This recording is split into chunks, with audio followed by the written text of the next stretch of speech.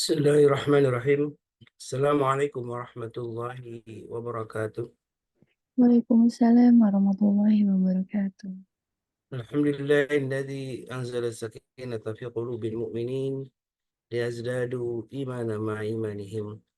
Asyhadu an la ilaha illallah wahdahu la syarika lah wa asyhadu anna Muhammadan abduhu wa rasuluhu la nabiyya ba'da.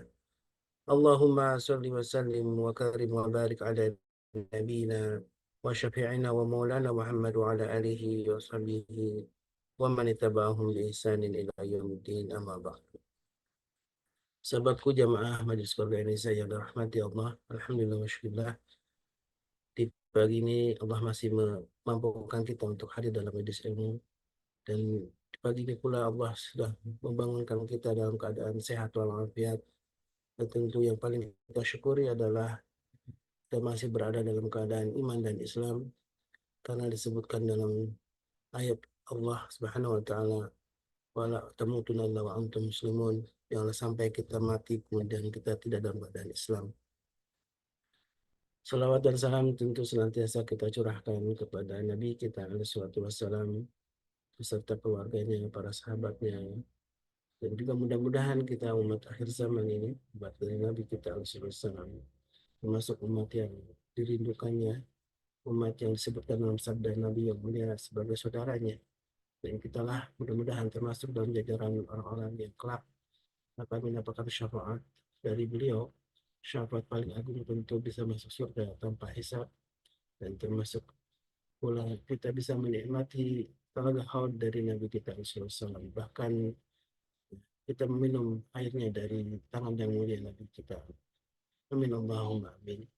Saudaraku yang dimuliakan Allah, jemaah Majelis Keluarga Indonesia yang alhamdulillah senantiasa istiqamah dalam kajian ilmu bersama guru-guru kita di MKI.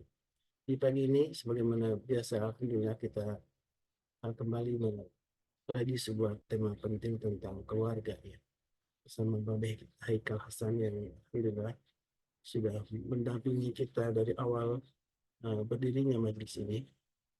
Dan salah satu tema yang kemarin sudah dibahas tentang bagaimana riba yang begitu berbahaya ya.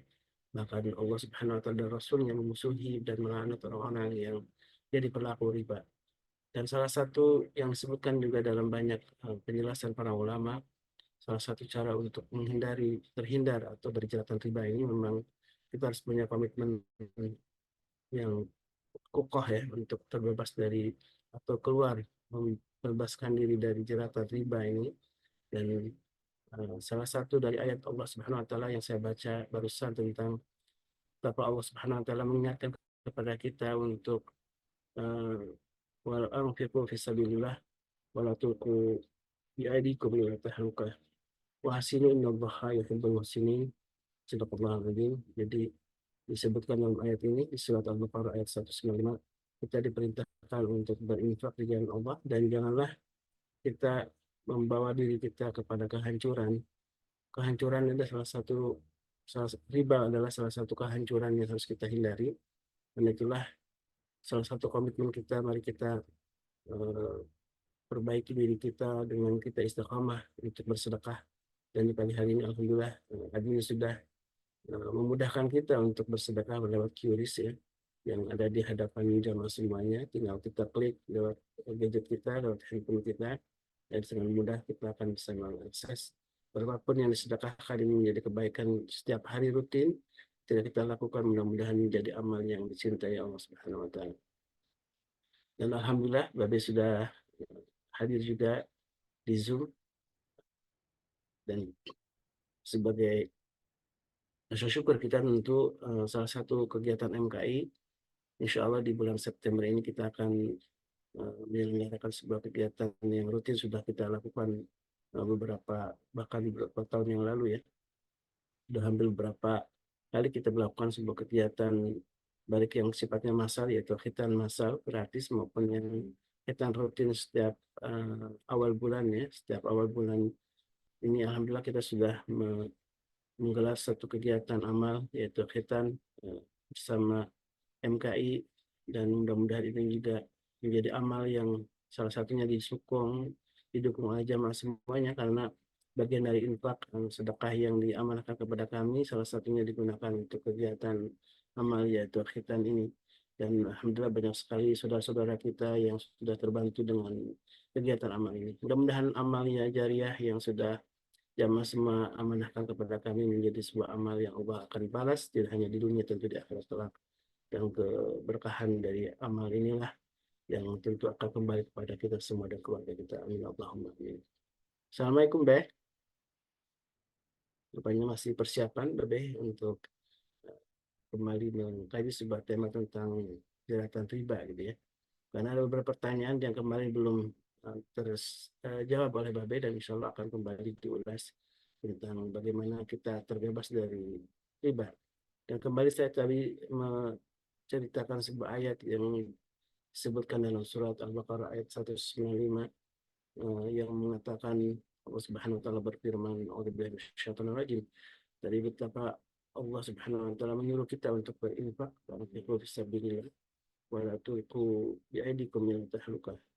Dan berinfaklah di jalan Allah dan janganlah kalian uh, menjadikan diri kalian masuk dalam kebinasaan. Dan orang-orang bakhil disebutkan dalam ayat ini menjadi orang-orang yang akan binasa gitu ya. Wahsinu dan berbuat baiklah. Innallaha yuhibbul muhsinin, karena sesungguhnya Allah mencintai orang-orang yang selalu berbuat baik. Dan salah satu kebaikan itu adalah membagikan harta kita, karena disebutkan dalam ayat lain, disebutkan orang-orang yang muhsinin ini adalah uh, disebutkan fi amal haqqul sa'ili wal mahrum, yaitu orang-orang yang meyakini, yang bertekad untuk membagikan sebagian dari hartanya untuk, karena dia merasa ada hak bagi orang-orang yang meminta maupun yang tidak meminta, disebutkan dalam ayat dalam sebuah surat ya dalam Al-Qur'anul Karim. Bi amwalihim haqqul bisaili wal mahrum. Dan alhamdulillah Babe sudah bergabung. Ini nampaknya kameranya ini Be ya, masih kelihatan gelap gitu. Masa? Iya. Gelap ya?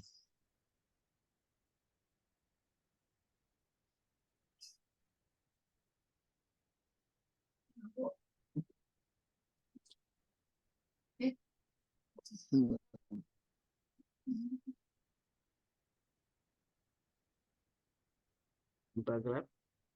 Gimana sehat Be? Tapi kelihatan ya? Kelihatan, cuma ya itu bayang-bayang. Bayang masa? Iya. Coba. Coba. Nah.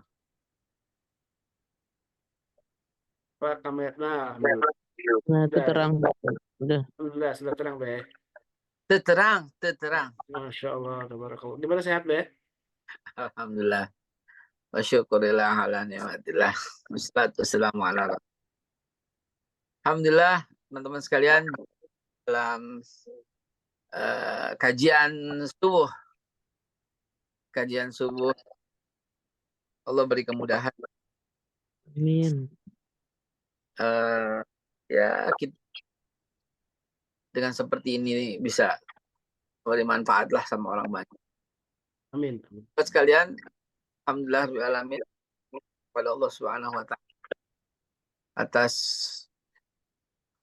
Allah itu baik banget sih. Allah itu indah, itu maha baik. Allah itu, aduh, kalau bicara itu bawaannya mau nangis mulu gitu ya. Keindahan, keberkahan, keutamaan, kebaikan yang Allah berikan buat.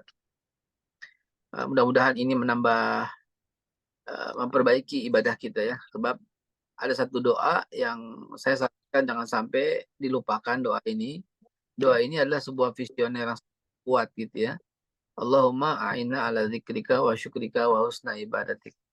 Ya Allah, supaya kita tuh diberi keilhaman ala zikrika, supaya kita bisa memperbaiki zikir kita kepada Allah.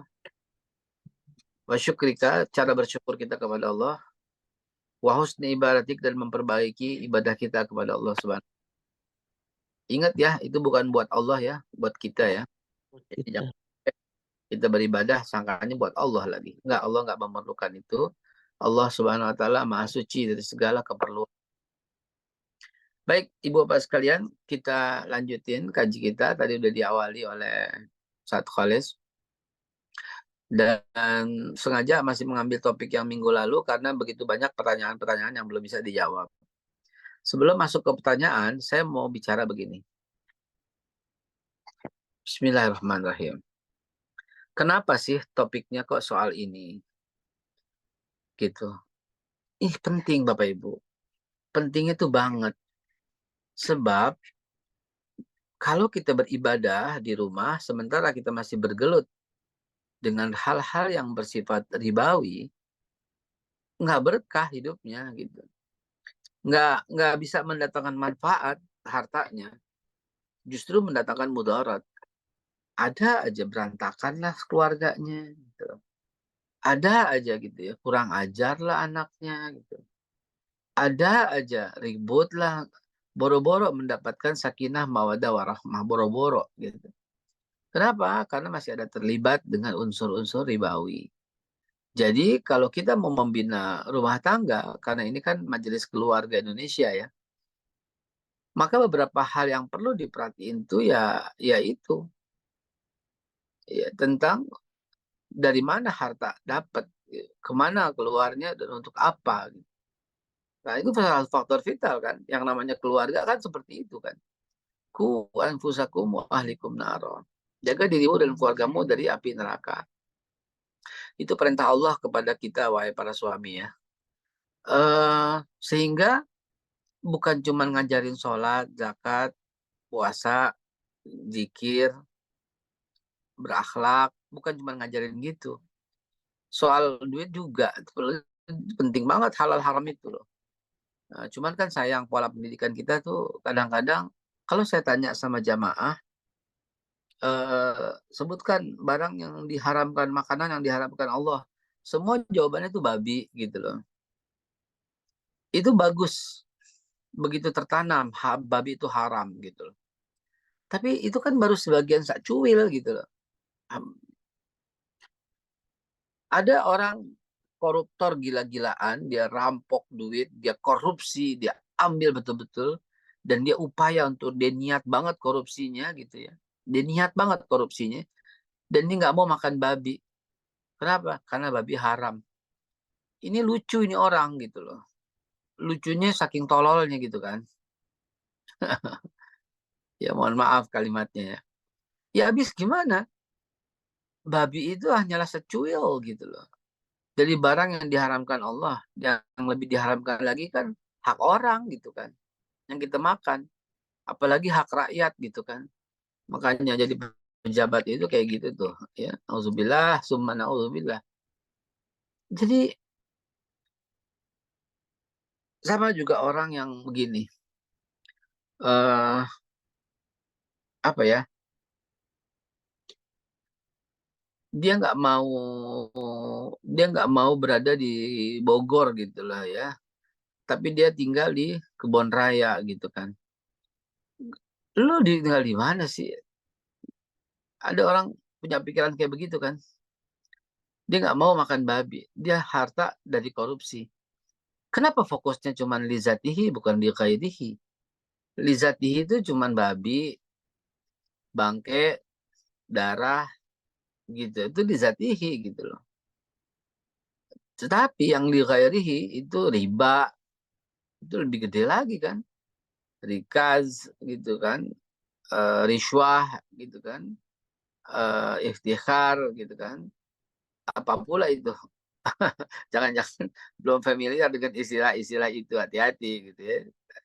Tajlis, tagrir gitu kan. Itu haram. Yang lebih haram daripada babi. Apa itu? Transaksi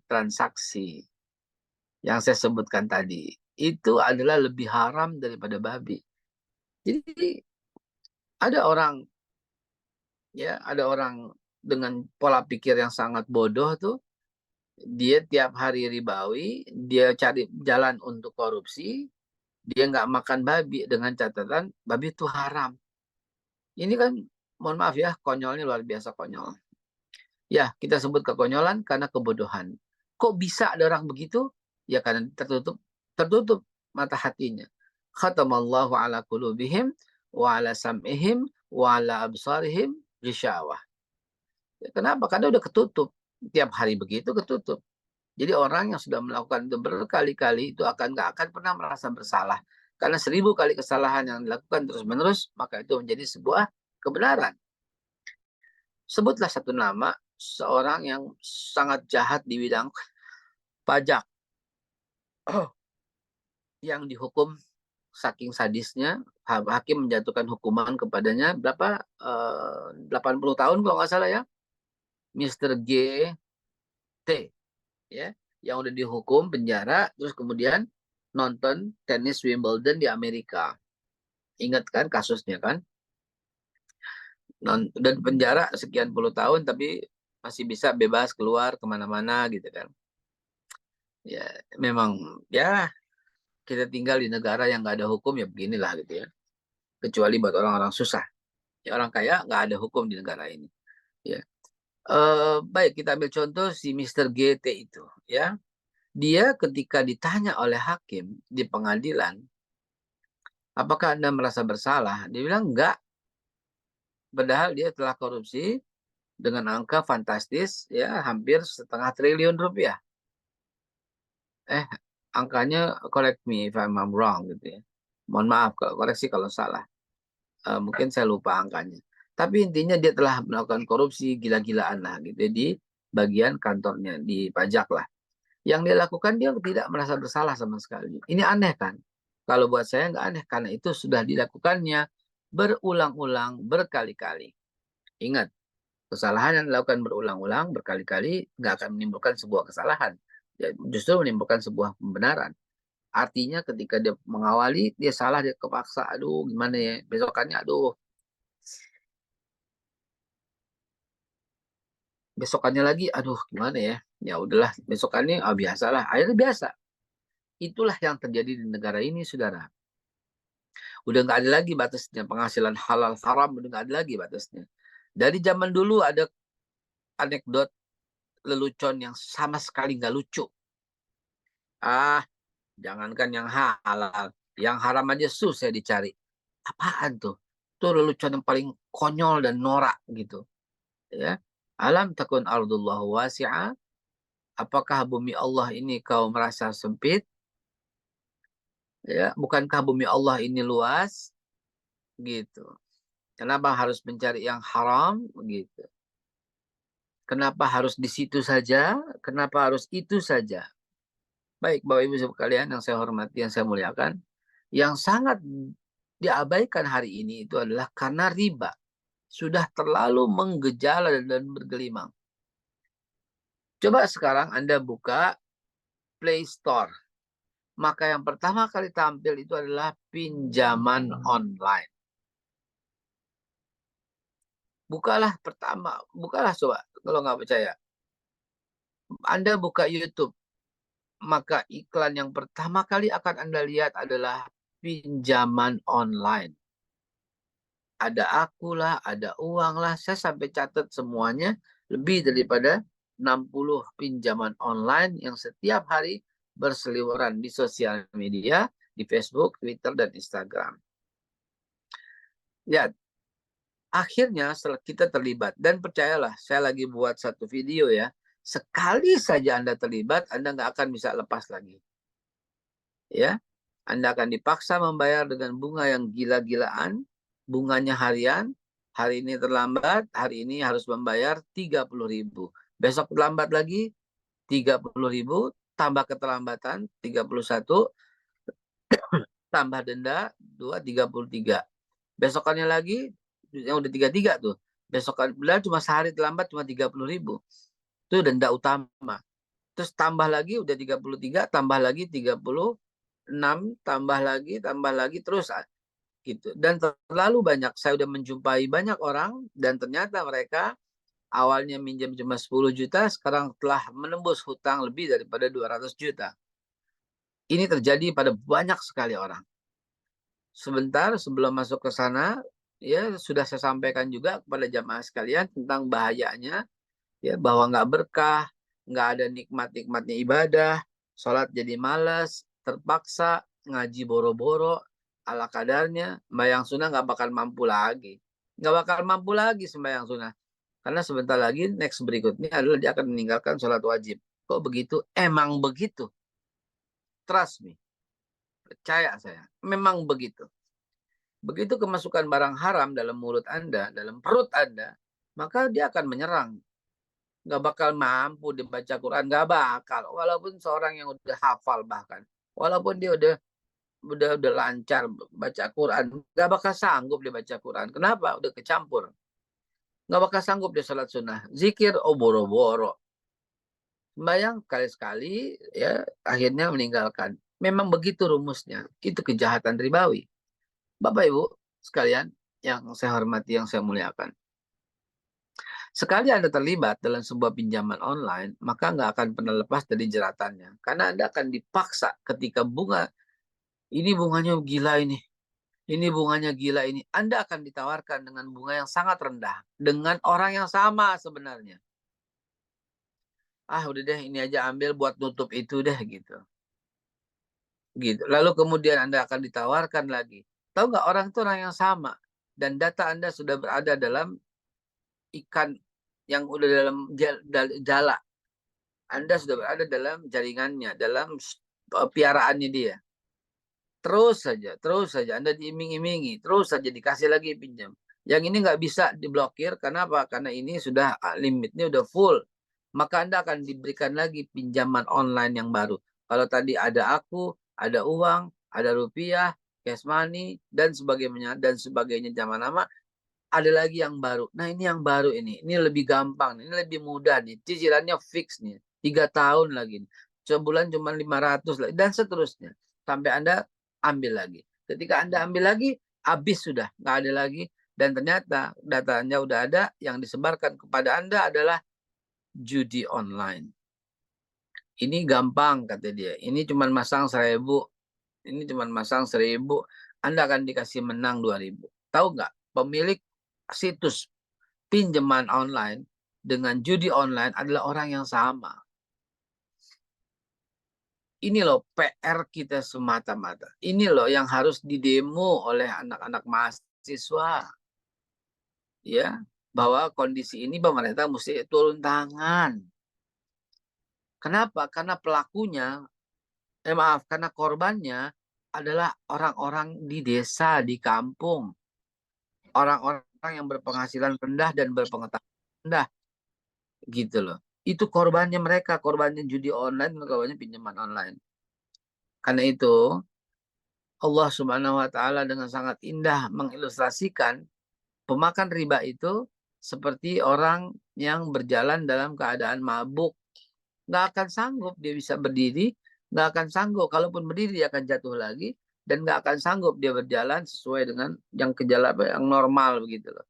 Pasti sempoyongan, pasti keliangan. Nah, pinjaman online dan judi online itu orang yang sama untuk menjerat antum, untuk menjerat para orang yang berminat untuk itu. Maka itu saya sebagai orang yang sudah mendatangi, bayangin, ya, saking saya sungguh-sungguh mau seriusnya, saya datangi, ya, tempat-tempat praktek-praktek online itu. Saya searching, oh alamatnya di sini. Saya datengin kantornya. Ya, emang saya kadang-kadang begini, sadis. Sudah 6 tempat judi pinjaman online yang saya datengin. Ya, di SCBD saya datengin, ya di lantai ada tuh ya alamatnya. Ya. Lantai 9 ada, lantai 16 ada, ya, gedung itu ya. Ya itulah gitu ya. Saya sebutlah Kuningan ya, belakang apartemen. Saya datengin dan saya lihat betapa banyaknya, ada sekitar 10 kali 10 ya, 100 barangkali ya, 100 komputer, laptop dalam kondisi menyala, dan 100 operator ya yang sedang menghancurkan masa depan Indonesia. Saya lihat mereka sedang menghancurkan masa depan Indonesia sebelum Indonesia, yaitu keluarga.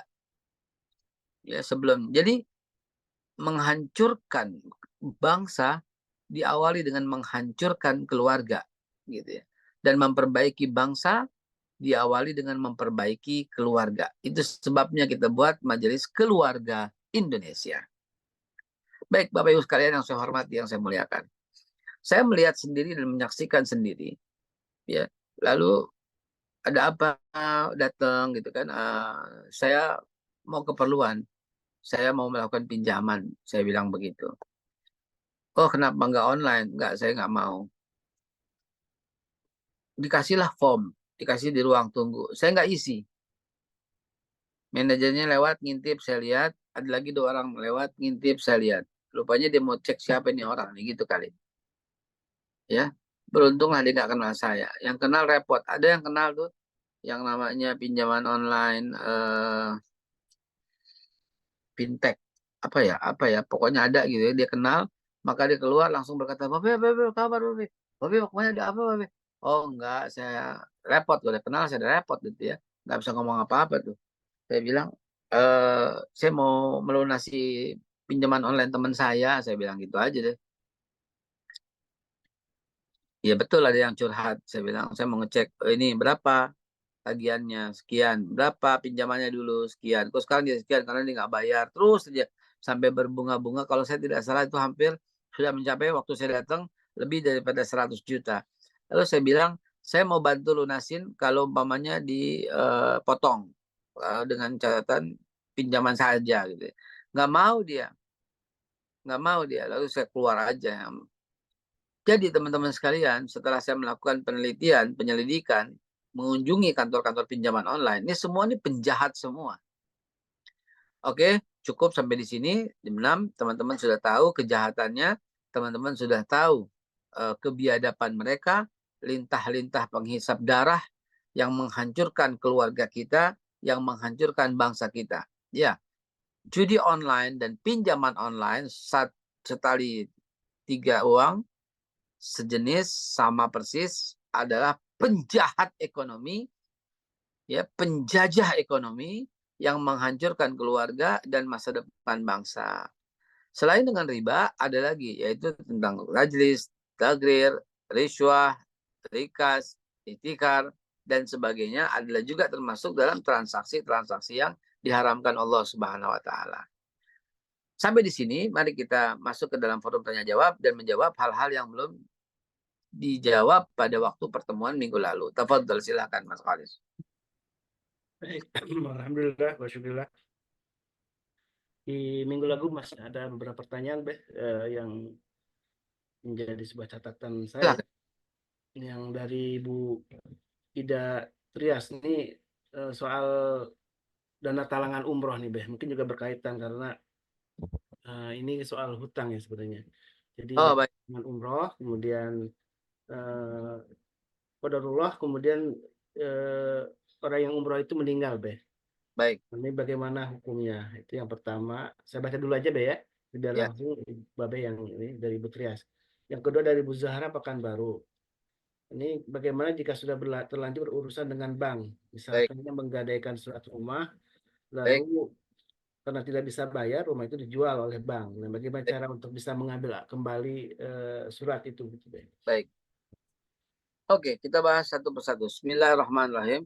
Soal yang pertama, yaitu soal umroh dengan melakukan dana talangan. Bismillahirrahmanirrahim.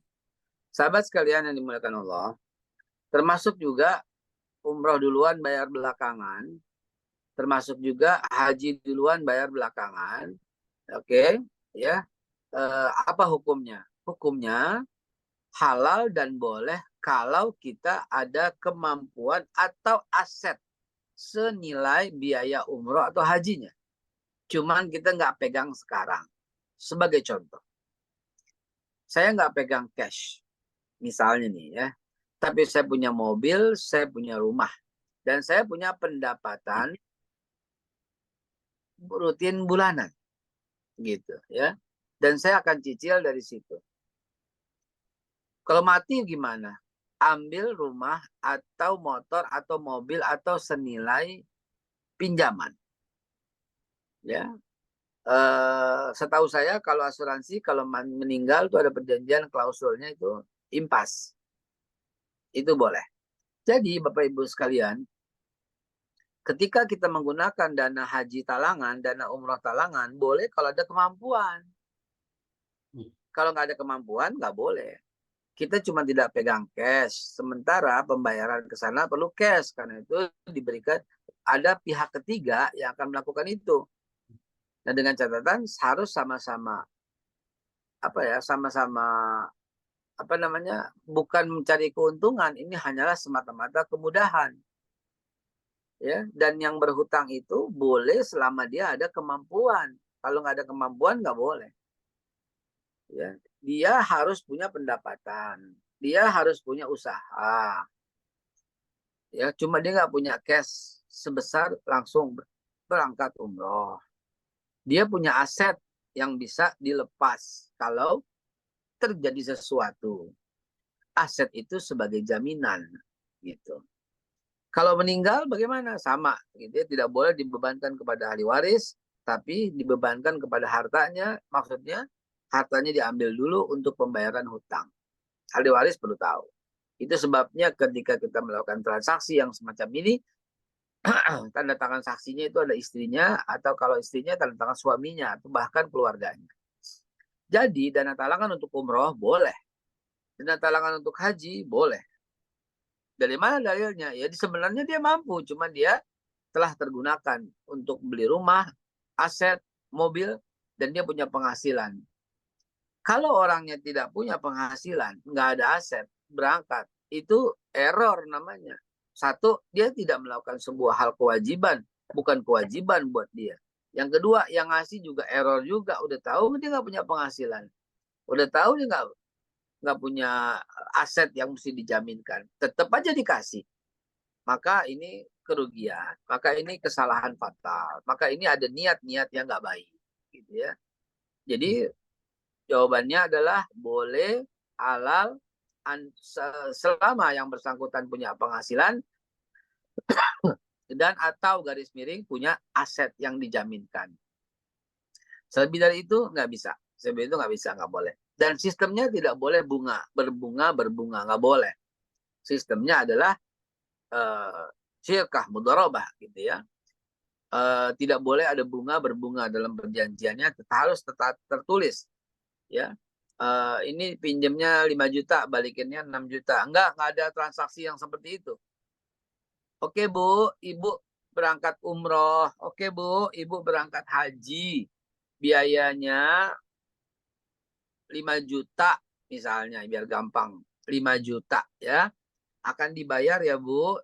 Ya, setelah pulang dengan penghasilan Ibu, silahkan dibayar. 5 kali bayar 1 juta. Dah. Ya. Kalau tunai semua gimana? 5 juta. Kalau cicil bagaimana? 5 juta.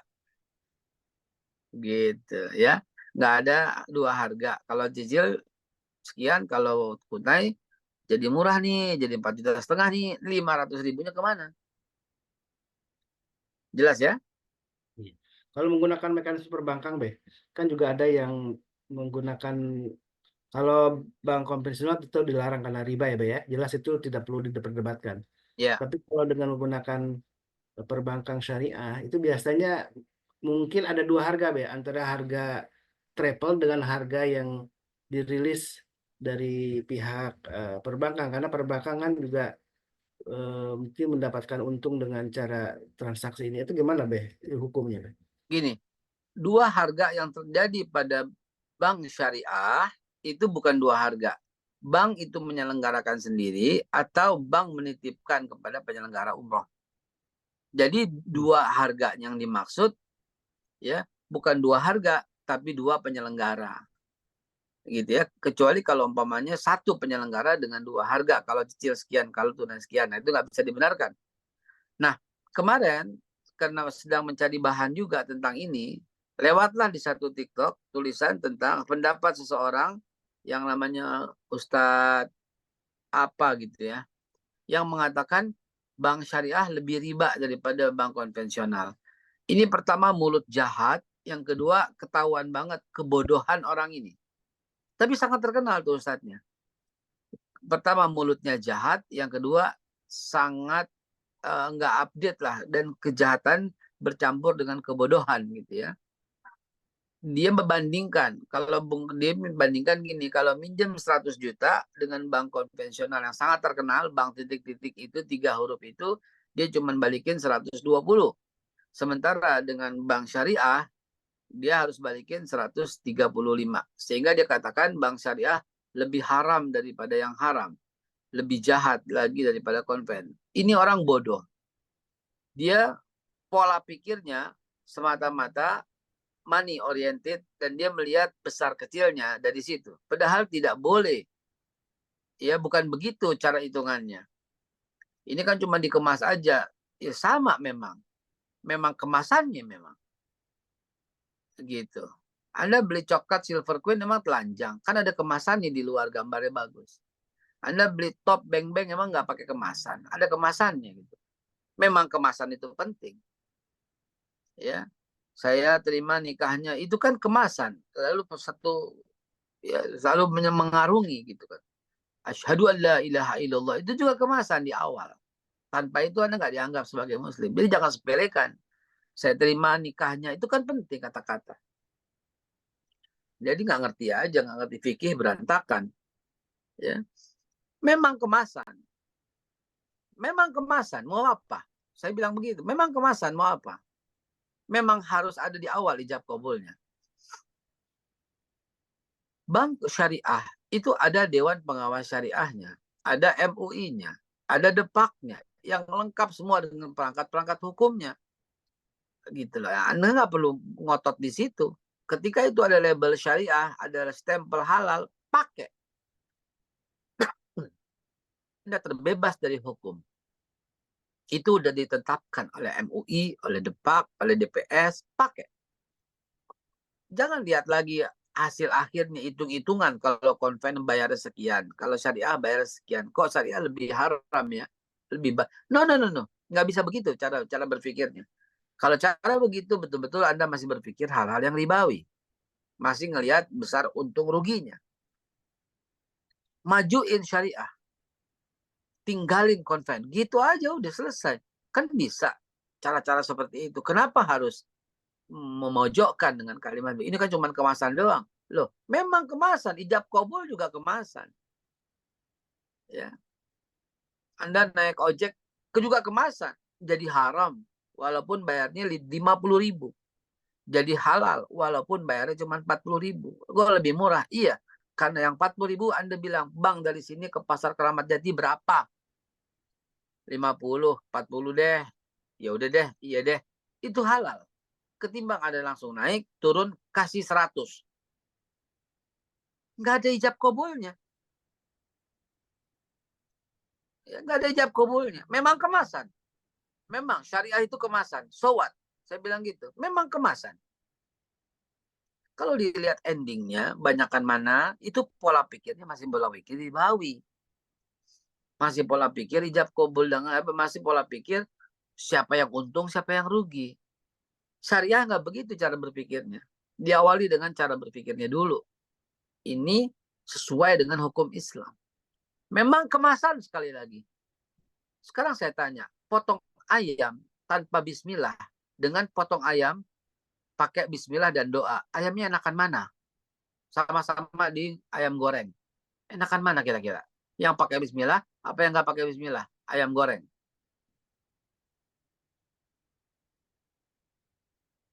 Coba jawab. Enakan mana ayam potongnya pakai bismillah sama yang nggak pakai bismillah? Enakan mana hasilnya? Oke, bismillah. Nggak bisa, salah berpikir begitu.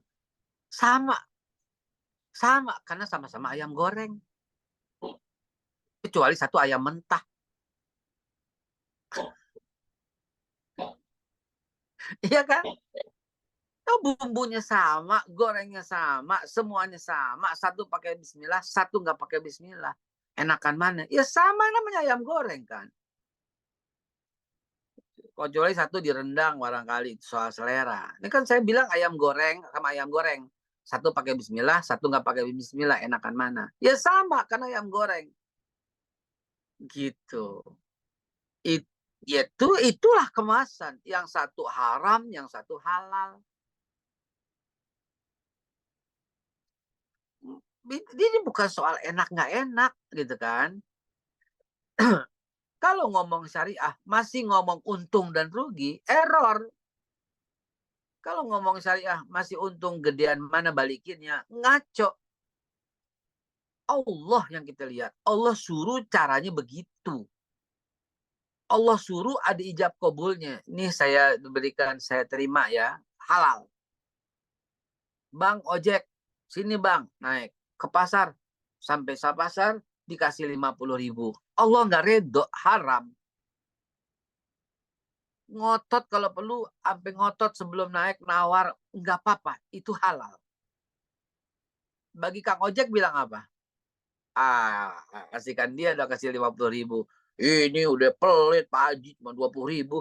Terserah, itu bukan urusan pelit atau bukan urusan apapun. Ini urusan kemasan, kita harus tawar, atau kita nggak tawar, nggak apa-apa, lebih afdol.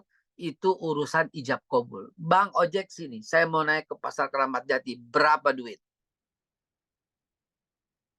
50 biasanya, 20 saya. Nggak dapat 20, 30 deh. 50 Bu. Ya udah deh, 50 ya. Kita naik sampai sono bayar 60, bayar 70, boleh. Kenapa? Ada kemasan di awal. Jangan sekali-kali bilang untungnya berapa. Kalau syariah berapa, is not comparable. It's not comparable. Ya. Nauzubillah, saya mau ambil contoh lagi yang lebih sadis. Yang lebih sadis. Berhubungan badan dengan istri sama istri orang. Tanya tuh laki-laki. Sama berhubungan badan. Tapi yang satu dinilai ibadah. Yang satu dinilai zina. Nauzubillah, summa nauzubillah. Kok bisa begitu? Ada saya terima nikahnya. Ada ijab kabul. Bayangin. Jadi jangan anggap sepele yang namanya kemasan. Memang begitu. Ada orang, dia nggak bersyahadat, dia sholat, nggak bersyahadat, dia sedekah 1 triliun. Dapat dari Allah? Nggak dapat.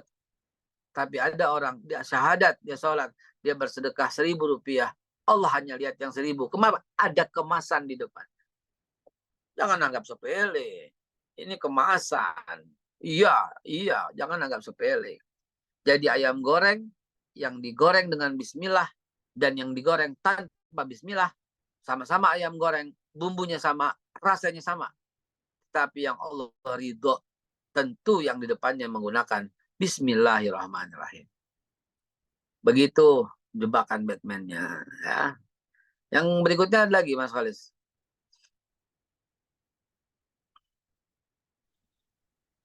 Yang berikutnya tentang ini, dari Pekanbaru, dari Bu Zahra ya.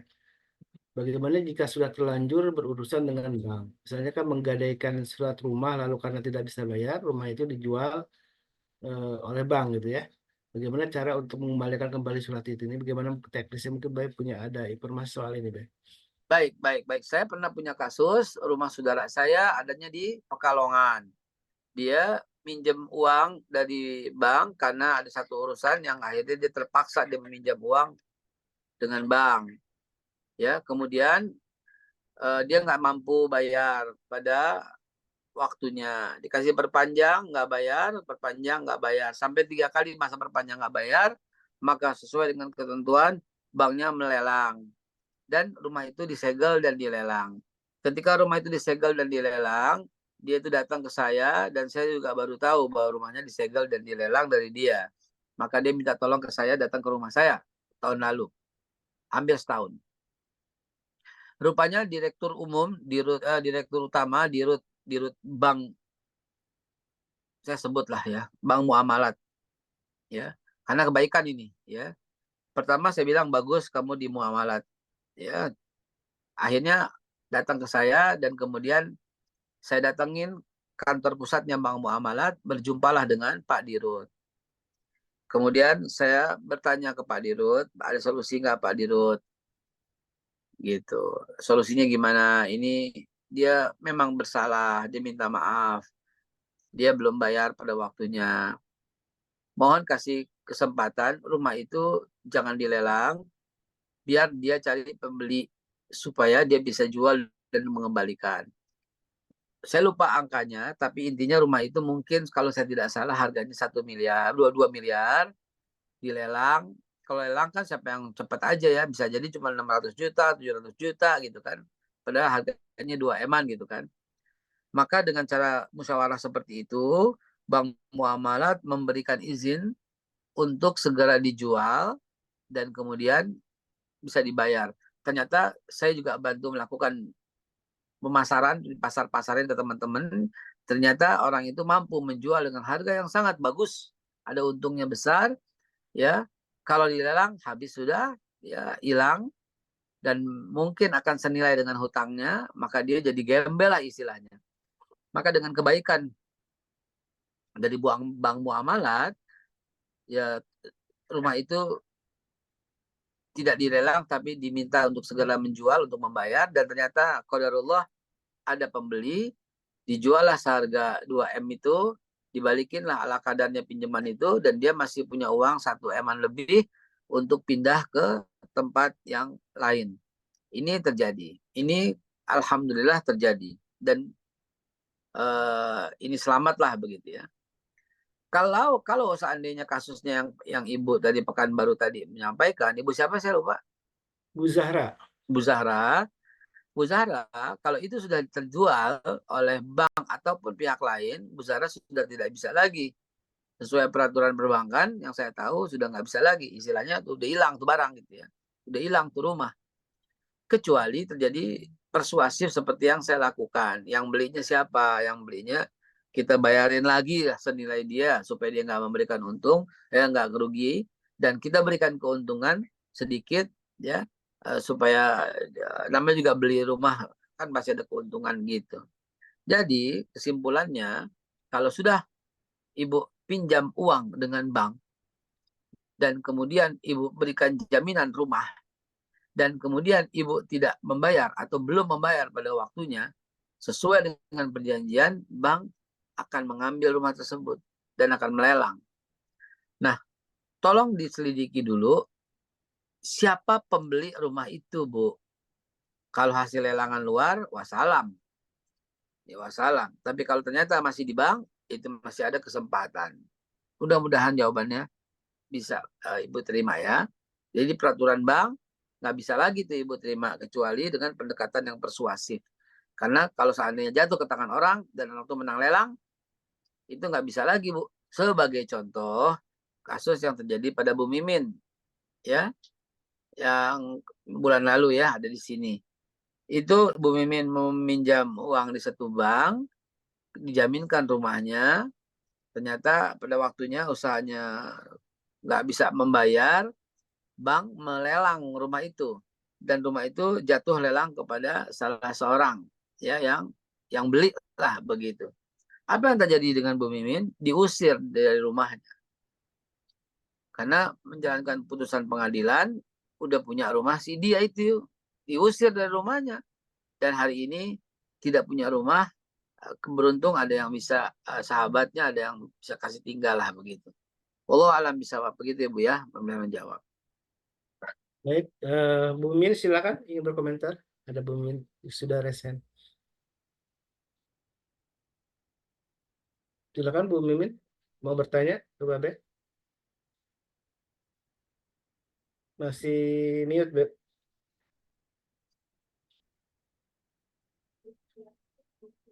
Baik, kalau yang lain Ya, ada. Assalamualaikum warahmatullahi wabarakatuh. Waalaikumsalam warahmatullahi wabarakatuh. Kalau yang saya itu sebetulnya mereka kan kalau proses lelang tuh prosesnya biasanya normal. Kalau saya itu tidak normal, jadi saya tidak dikasih tahu. Lelangnya tidak dikasih tahu. Tahu-tahu sudah berpindah tangan dengan harga yang tidak setengahnya juga. Jadi mereka tuh memang udah jahat niatnya sama saya. Jadi berpindah. Nah, kemarin saya sempat ngobrol sama orang di BPN dan bekas-bekas kasus kayak gini. Jadi mereka itu melakukan pemalsuan tanda tangan yang dilakukan oleh ada di situ ada notaris, BPN dan KPKNL. Nah, ini saya juga kan gugat di pengadilan. Tapi pihak pengadilan kan tahu sendiri, semuanya juga sudah bekerja sama. Jadi seperti inilah, karena nilai yang punya saya kan asetnya besar 25M. Jadi mereka mencari celah sisa yang banyak gitu loh, Beh. Nah, seperti itu. Jadi hukum di negara kita ini, orang-orang hukum saya rasa sih itu memang udah hampir ya, mayoritas tuh mereka tuh jahat semua. Saya ngelihat mayoritas lah bahwa hukum tuh tidak ada keadilan di sini gitu yang saya pelajari. Karena saya tahulah berapa harga dari hakim, berapa harga dari panitera, berapa harga daripada orang polisi-polisi itu, BPN, KPKNL, notaris, semua berhubungan. Nah, ini kan saya bicara di Majelis Keluarga Indonesia karena di Indonesia juga banyak kan orang yang bekerja di kehakiman, di kejaksaan, di KPKNL, BPN seperti itu. Mereka mendapatkan rata-rata mereka mendapatkan rezekinya tuh dengan cara nggak bener lah, kebanyakan seperti itu, Babe. Terus saya sih cuma mau ceritain itu. Jadi sebenarnya kalau mau misalkan hukumnya berjalan, ya saya terima gitu. Saya harus dapat sisa. Saya nggak dapat 1 sen pun dari hal itu. Dan saya tuh sudah pokoknya udah dibokong dari belakang lah pokoknya semua gitu. Makasih. Assalamualaikum. Waalaikumsalam. Apa yang terjadi dengan Bu Mimin itu betul-betul sebuah kejahatan. Cuman saya telah berupaya untuk mengorek, itu nggak dapat sama sekali. Jadi betul-betul ini kejahatan perbankan yang dilakukan dengan oknum-oknum yang betul. Apa yang Bu Mimin katakan betul. Karyawan-karyawan dari sana itu berapa sih gajinya? Gitu kan. Kan kita tahu juga. Terus dari mana kemewahan-kemewahan yang mereka terima? Kalau bukan memeras, kalau bukan korupsi, kalau bukan mengambil pendapatan dari sumber-sumber yang subhat gitu loh. Betul apa yang Bu Mimin sampaikan. Beliau adalah korban. Rumah seharga 25 miliar, kok tiba-tiba hilang? Karena pinjamannya juga nggak ada seberapa. Gitu. Karena itulah yang saya bilang, itu peraturan dan itu kejahatan perbankan. Terjadilah ya pemalsuan dan sebagainya. Terus kemana harus mengadu? Nggak bisa. Nggak bisa di negara ini, nggak bisa, saudara. Yang kaya udah pasti menang. Ini saya nih yang ngomong ya. Orang yang kenal dengan hampir semua pejabat-pejabat di negeri ini. Bahkan yang dekat dengan presiden terpilih sekalian saya sebut ya. Diambil 130 miliar, 120 miliar, maaf, 120 miliar 400 juta, 120,4 tanah waduk fluid. Telah ada keputusan pengadilan, inkrah lagi 2 kali lagi. Nggak mau bayar itu. Itu lebih sadis kan? Lebih mengerikan kan? Datang ke Pak Mahfud MD, itu Menko Polhukam. Menko Polhukam marah, suruh bayar. Ada surat perintahnya. Nggak mau dia. Datang ke Mendagri, ada surat suruh perintah bayar. Nggak mau dia. Lalu datang ke yang paling tinggi, Wakil Presiden. CQ diarahkan ke Menteri Sekretaris Negara. Ada perintah bayar. Nggak mau bayar dia. Dan ketika didatengin, kalau saya nggak mau bayar, mau apa? Tuh, negara ini. Itu kejadiannya sama saya pribadi. Coba. Jadi mau bilang apa? Mau bunuh-bunuhan? Mau bakar-bakaran? Kan tidak. Tapi bilangnya begitu. Enggak, kita nggak bisa bayar. Dan kita nggak mau bayar. Mau apa emang? Loh, ini pengadilan. Nggak peduli tuh. Ini surat perintah bayar. Nggak peduli lah. Ini Menko Polhukam ini nggak peduli. Mendagri ini nggak peduli. Wapres nih nggak peduli. Seknek nih nggak peduli. Mau nggak bayar mau apa? Repot kan? Ada lagi kasus juga. Persis lebih dahsyat lagi. Nilainya lebih fantastis lagi. Ya. Dan betul-betul milik keluarga. Kita datang, dibangun tuh rumah sakit punya seseorang. Lo tanahnya punya gue kok jadi begini gitu kan. Dibayar, nggak mau bayar. Mau apa? Gitulah. Itu yang jadi apartemen, yang jadi mall tuh, yang di Cawang itu, yang di Bepas itu, juga punya keluarga. Dia ambil sama Mr. B.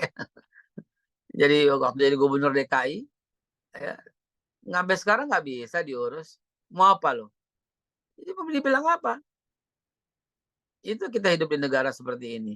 Wallahu a'lam bishawab. Mudah-mudahan ada perbaikan ke depan. Amin ya rabbal alamin. Ya. Halo, Assalamualaikum, Bek. Waalaikumsalam Ada warahmatullahi lagi cerita di Jakarta teman saya tuh, dia punya rumah tuh 70 M ya. Dia jual segitu, terus uang mukanya udah dibayar 20 M.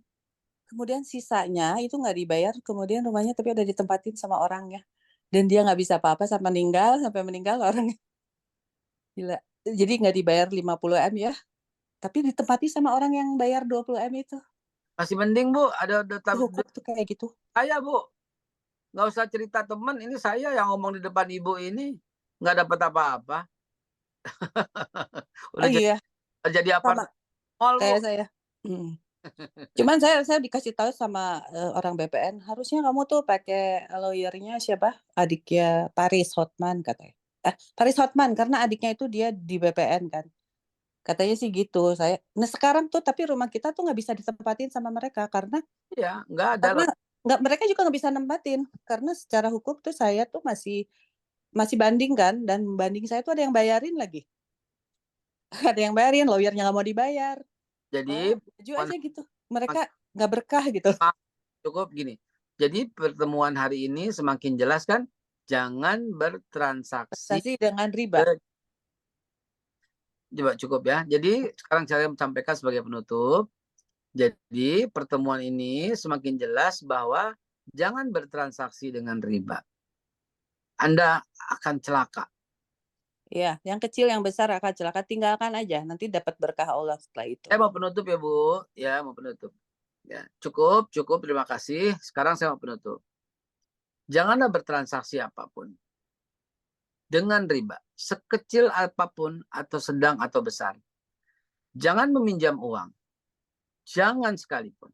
Nggak bisa usaha, nggak apa-apa, biarin. Karena iklim di negara kita sangat tidak mendukung.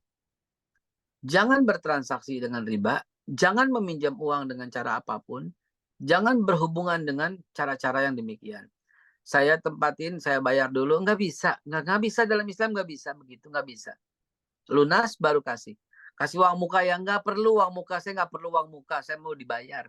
Uang muka juga bagian daripada riba. Uang muka bagian daripada pengikatan yang belum jelas nanti ke depan. Uang muka juga bisa dirugikan, uang muka satu bisa rugi, satu bisa untung. Nggak bisa, pokoknya nggak bisa titik.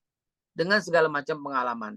Pakai pengacara, bullshit. Mau pengacara Hotman, mau pengacara Otto, mau pengacara apapun, nggak bisa. Kecuali kasusnya pembunuhan, pakai dia pengacara. Begitu urusan perdata, cukup. Berhenti yang urusan riba. Pakai transaksi yang dihalalkan. Jual beli rumah, ada duit tunai, jual, selesai. Terima duitnya, kasih sertifikatnya, selesai. Tanpa itu nggak bisa. Pinjam dulu sertifikatnya, nggak bisa. Nggak bisa. Lihat boleh.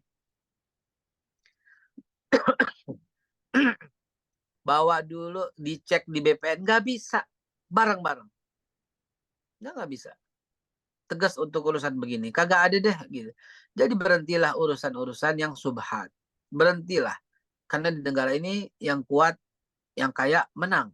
Yang lemah, yang miskin kalah. Koneksi nggak berlaku hari gini. Kurang apa koneksi saya? Kurang apa koneksi saya? Ya. Kalah. Nggak berlaku. Yang berlaku adalah siapa yang bisa memberikan duit. Koneksi, nggak. Koneksi, ya ampun, apa kabar, berlaku baik di depan. Yang menang, yang ngasih duit ke dia. Begitu. Nah, Bun ini ada kasus yang nanti saya jawab. Ya, Bun ini nggak bisa berbuat apa-apa. Intinya gini, saya dibahas di sini aja biar masih ada sedikit waktu ya, 1 menit 2 menit. Bun ini telah memberikan satu transaksi kepada seorang dan seorang ini telah menyatakan bahwa dia benar mempunyai hutang. Ini surat dalam hukum, surat ini tidak berarti apa-apa, Ibu. Bun ini masih on ya. Surat ini tidak ada artinya apapun. Nggak ada artinya apapun. Ya, surat ini yang Ibu lampirkan ke saya menyatakan bahwa benar Bapak itu punya hutang sekian, ya, dan paling lambat akan dibayarkan tanggal sekian. Ini nggak berlaku. Jika tidak dibayarkan, maka saya akan memberikan jaminan. Tidak, nggak berlaku. Nggak berkekuatan hukum apapun. Mau pakai materai 10 biji juga ini nggak punya kekuatan apapun. Ya, surat hutang, surat pernyataan hutang. Iya memang hutang. Terus so what? Saya punya niat bayar kok 1 bulan 500 perak. Selesai. Lagi-lagi ini hukum di negara kita yang konyol. Selesai. Saya bersedia memberikan pinjaman. Enggak, bukan begitu. Bukan begitu. Dalam Islam enggak begitu, ya. Dalam Islam tidak begitu. Transaksilah yang benar, yang halal. Ya, Ibu mau minjem duit sama saya, boleh. Mana surat rumahnya ini? Bikin surat bahwa Ibu meminjam sampai dengan tahun 2023. Apabila 2023 tidak bayar, maka rumah ini menjadi milik Ibu, dan ini akte jual beli di muka untuk tanda tangan duluan, nggak apa-apa. Itu baru punya kekuatan. Kalau yang begini-gini doang nggak punya kekuatan apa-apa. Jangan memberikan, apalagi dengan selembar surat, tidak bisa punya kekuatan apapun. So, tidak punya kekuatan hukum apapun. Ya. Mudah-mudahan lebih jelas lagi kita bahas pada esok hari. Ya, intinya bertobatlah, berhentilah dengan transaksi-transaksi yang itu semua. Pahami 9 transaksi haram, apa itu riswah, apa itu rikas, apa itu riba, apa itu ihtikar, apa itu tajris, apa itu tadrir, dan ini semuanya harus kita kuasai. Bolehlah dengan istilah-istilah yang saya sebutkan tadi. Kalau bingung, ya itu istilah-istilah saja. Misalnya ihtikar itu penimbunan. Barang dibeli banyak, disimpan dulu sampai harganya tinggi, baru jual. Itu ihtikar. Gitu ya. Wallahu alam bisawab, mudah-mudahan istilah-istilah itu menjadi bikin kita curious, bikin kita pengen tahu. Dicari transaksi-transaksi yang haram di Google, di YouTube, berhubungan dengan para pakar, masuk ke dalam dunia syariah, lihat konsultasi syariah. Mudah-mudahan keluarga kita terhindar dari transaksi-transaksi yang haram, karena pasti merugikan kita semua. Wallahu a'lam bishawab. Asbahna ala fitril Islam wa ala kalimatul ikhlas wa ala dini Nabi Muhammad sallallahu alaihi wasallam wa ala millati abina Ibrahim hanifan muslima wa makana minal musyrikin. Rabbi firli wa liwalidayya amin. Subhanakallah bihamdi subhanahu wa bihamdika asyhadu alla ilaha illa anta astaghfiruka wa atubu ilaik. Wassalamualaikum warahmatullahi wabarakatuh. Kita lanjutin besok. Waalaikumsalam warahmatullahi wabarakatuh. Baik, Beh. Jazakallah khairan. Mudah-mudahan apa yang tadi disampaikan oleh Bapak Haikal menjadi sebuah inspirasi untuk kita dan penyemangat untuk terus konsisten menghindari riba gitu ya. Dan bagaimana kalau sudah terjebak, istilahnya sudah terlanjur berhutang ke riba, ini tentu harus ada kemauannya keras kita untuk segera melunasi dan kemudian tidak lagi melakukan hal serupa.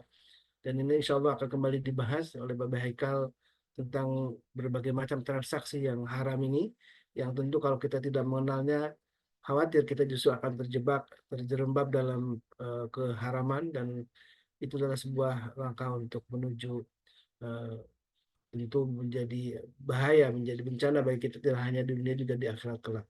Karena begitu besar dosanya bagi orang yang melakukan riba.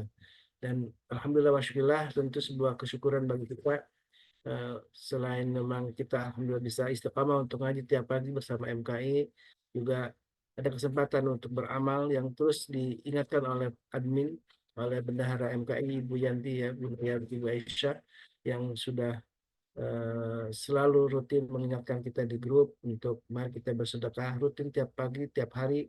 Mudah-mudahan ini menjadi sebuah wasilah bagi kita untuk mendapatkan ridho Allah Subhanahu wa taala. Dan alhamdulillah amanah harta yang diberikan kepada kami sebagian sudah kami salurkan juga untuk lewat Golden Future, lembaga yang sangat concern dengan isu-isu Palestina dan para pengungsi, para warga Gaza terutama yang saat ini sedang mengalami kesulitan, dan alhamdulillah kita sudah menyalurkannya ke lembaga yayasan namanya Golden Future. Kemudian juga sebagian juga kita alokasikan untuk Rumah Tahfidz Al-Kausar, Bimbingan Ustadz Rahmat Al-Kausar. Juga kita mendukung para penghafal Quran untuk mudah-mudahan dengan cara inilah pula kita bagian dari orang-orang yang Ahlul Quran, termasuk orang-orang yang mencintai Quran.